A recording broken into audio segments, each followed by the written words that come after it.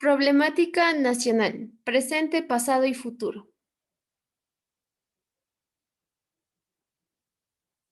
El problema social, contable, económico y político más influyente en la historia del Ecuador. Para entender un poco más el tema, hablaremos de su historia. La República. Desde su independización de la Gran Colombia, el Ecuador atravesó diferentes crisis y deudas heredadas por la Gran Colombia. Para muchos historiadores fue el inicio de una ineficiente administración para los próximos años. Deuda externa que aumentaría el presidente de ese entonces, el general Juan José Flores. Revoluciones y auges. La República desde su inicio tuvo varias revoluciones y revueltas. Todas ellas buscaban cambiar el modelo de administración anterior. A su vez, el Ecuador presentó varios booms en su economía debido a la exportación de varios productos, como cacao, banano, petróleo. Sin embargo, la pésima administración ha malgastado todos los recursos. La dolarización.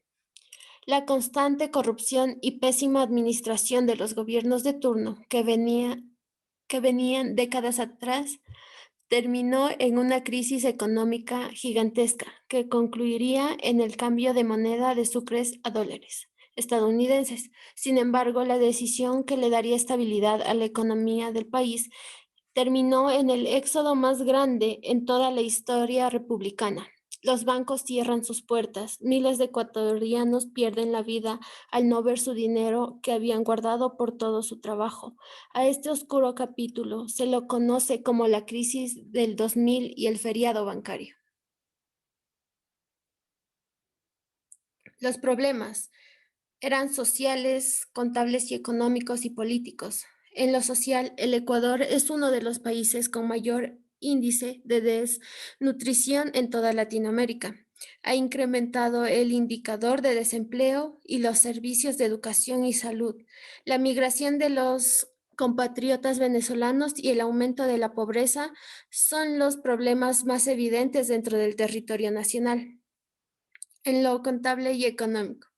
Dentro de los problemas económicos es sin duda el incremento de la deuda externa y la disminución presupuestaria para los servicios de la educación, salud, sectores que se ven debilitados y más con la crisis sanitaria que vivimos hoy en día. En lo político, la política en Ecuador es igual a corrupción. Las políticas gubernamentales ineficientes y los recursos que se esfuman detrás de los contratos, un consejo electoral poco respetable y la burocracia en su vez repetitivo en la política nacional.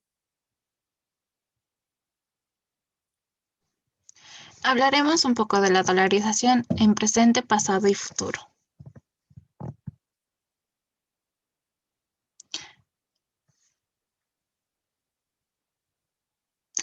Un poco de la historia son las administraciones previas, crisis de los 2000 y los primeros años del dólar. En administraciones previas, la crisis monetaria fue incrementándose con el pasar de los años. Los gobiernos de turno devaluaban la moneda nacional, el sucre, para tratar de controlar la inflación.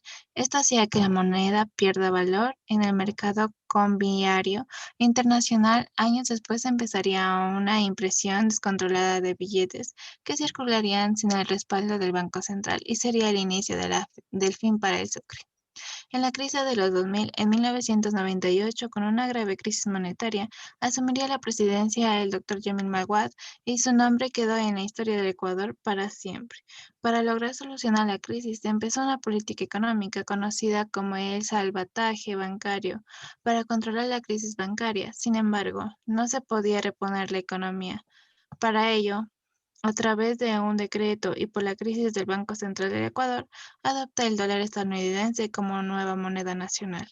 En los primeros años del dólar, después de adoptar el dólar, el 9 de enero del 2000, la crisis bancaria obliga a los bancos a cerrar.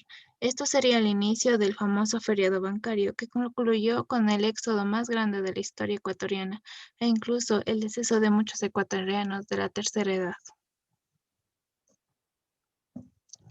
En la dolarización podemos ver lo bueno, lo malo y para el futuro. En lo bueno, para muchos economistas, la decisión de haber adoptado el dólar fue crucial, pero acertada y pese a la crisis bancaria que llevaría al cierre de los bancos, la economía ecuatoriana se vio favorecida por esta medida. En lo malo, evidentemente, perder la moneda nacional y el tener el control total de la política monetaria es la principal afectación de haber perdido el sucre como moneda nacional. Para el futuro, los economistas hablan de fortalecer el dólar sobre todas las cosas a pesar de la pérdida autónoma en la política monetaria. Sin embargo, la fortaleza del dólar en los mercados internacionales y la estabilidad que tiene es un beneficio para el país.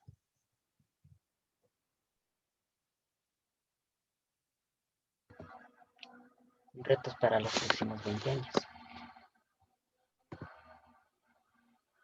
Dentro de los retos que tenemos para el próximo año, para los próximos 20 años y las próximas agendas gubernamentales en todo el mundo, a través de una propuesta marcada por la ONU, llegan aquí los Objetivos de Desarrollo Sostenible, que es un concepto definido y elaborado por distintas naciones que se refiere al desarrollo que satisface las necesidades de la generación presente, sin comprometer la capacidad de las generaciones futuras de satisfacer sus propias necesidades.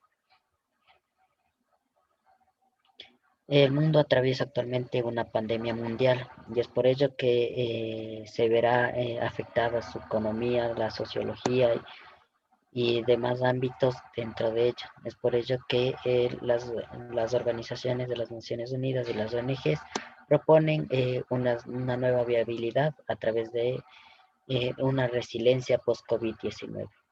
Esta exige un nuevo pacto global y regional que incluirá un renovado modelo de desarrollo que se oriente que se oriente a mayor bienestar y sostenibilidad ambiental durante un diálogo titulado Aceleración de las ODS como hoja de ruta para reconstruir mejor.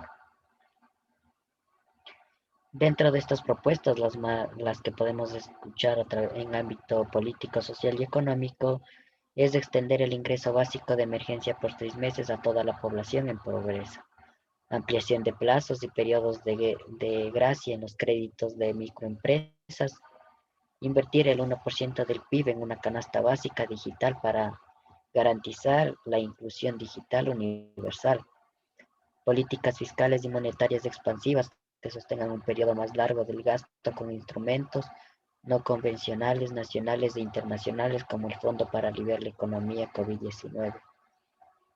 Promover la solidaridad internacional a través de este fondo y los derechos especiales del giro del Fondo Monetario Internacional y el alivio de la deuda externa. También se entiende como implementar planes de recuperación con creación de empleos sustentados en acción climática, sostenibilidad ambiental, soluciones basadas en la naturaleza, infraestructura básicas en zonas rurales y urbanas. También podemos tocar que como proyectos para futuro se debería recuperar todo lo perdido por las corrupciones de administraciones previas. Eso sería todo. Muchas gracias.